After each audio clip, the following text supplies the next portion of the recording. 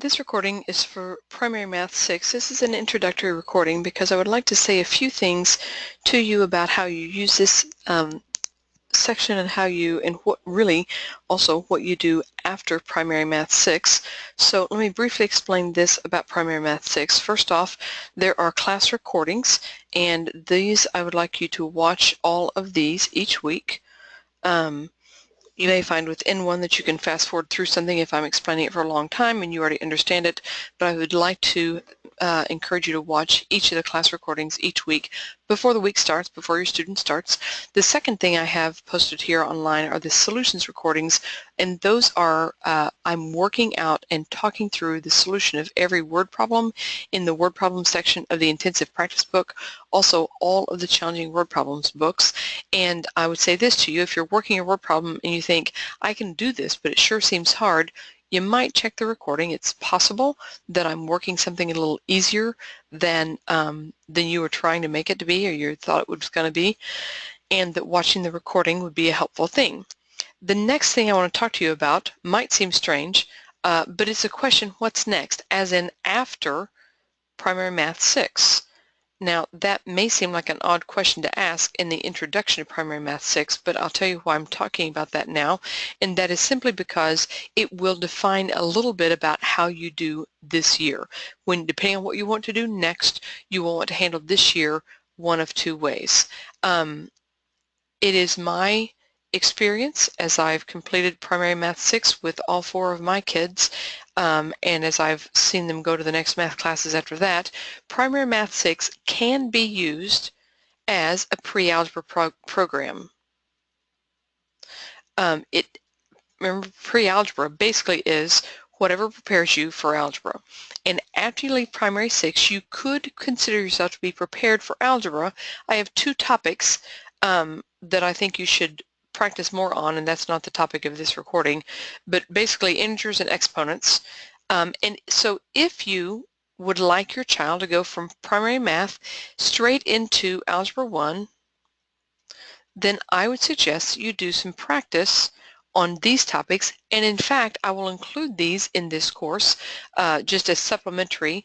At the bottom of the recording you'll see some supplementary, and you'll be able to do those. If you want to go straight into Algebra 1, I'd suggest you take a look at those supplementary.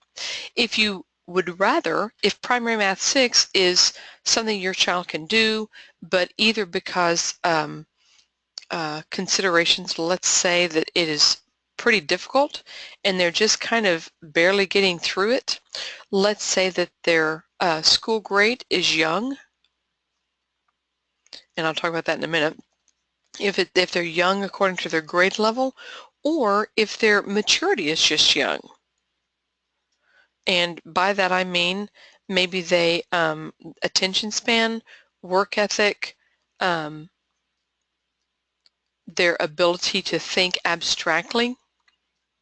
Okay, the race is not always to the fastest. You have to be able to have decent amount of abstract thinking skills in order to get to be successful in Algebra 1. And so, you know, the whole thing, right, when you work really, really hard, you can teach a 3-year-old to read, or you can wait a little bit longer, and it happens very simply and easily because they understand what they're doing, right? And so you can work really, really hard to get a young student in Algebra 1, but then they move on forward and they always think of math as hard, right? And so sometimes it's good, even though you could go to Algebra 1, to give them one more year in pre-algebra to prepare mentally, physically, emotionally for the rigors and the information in Algebra 1. Keep this in mind. Pre-algebra is generally taken in for an advanced student is generally a 7th grade class, and for a regular student it's generally an 8th grade class. Algebra 1 is generally taken in the 8th grade for advanced students, and it's taken in the 9th grade for regular students. If you follow the path of high school courses, the senior year for a regular student would be some sort of a pre-calculus class. Sometimes we have a class in High School Math Live called Finite Math, and finite math is a pre-calculus for those who are going into business majors or non-science things. And so a regular math student will encounter a pre-calculus class of some sort, whether it's the prepare you for engineering, science, math majors, or whether it's a business major pre-calculus.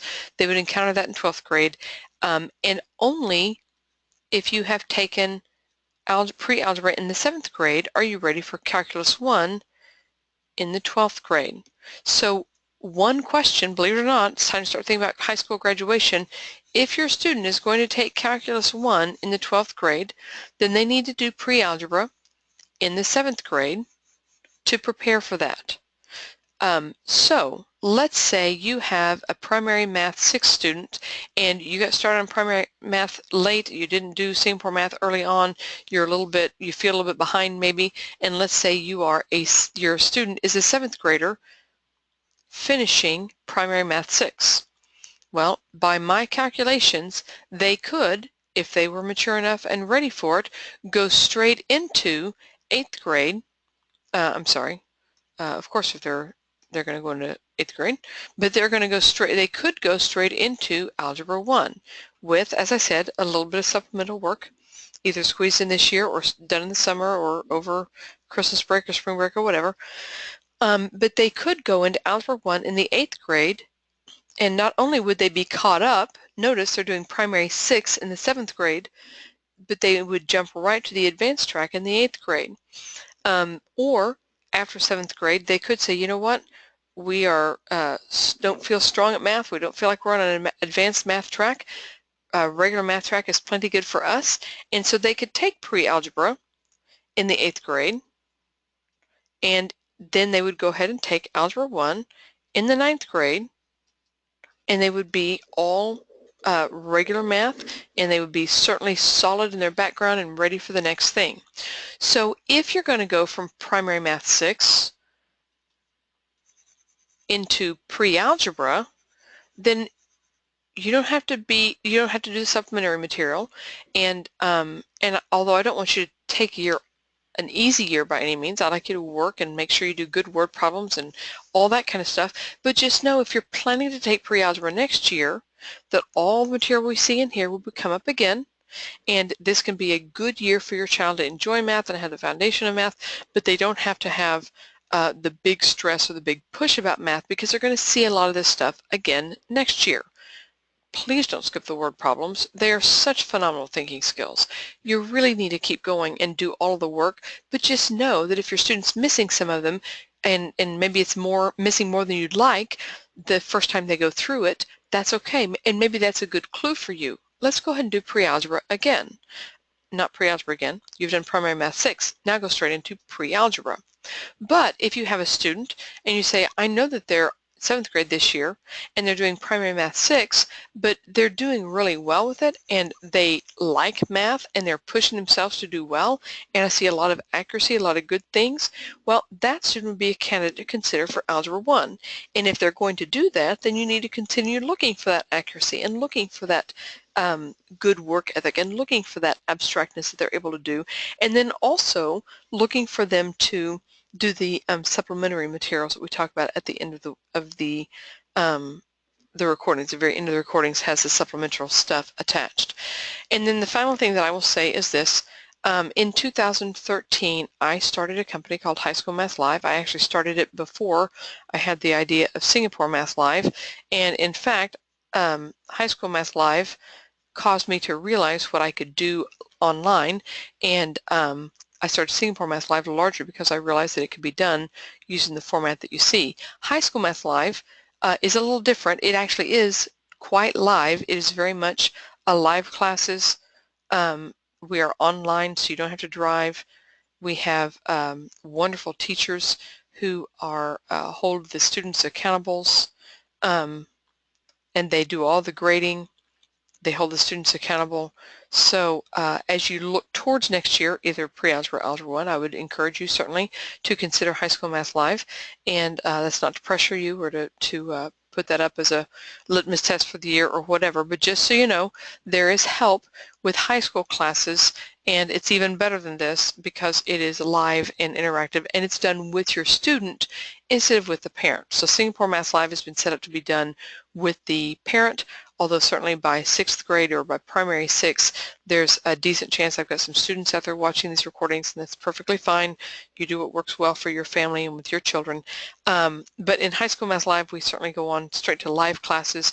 They're all online. It all works very well. So I just wanted you to kind of start with the idea of where are we going this year? What are we trying to do? I will also tell you that the second half of the year is all review.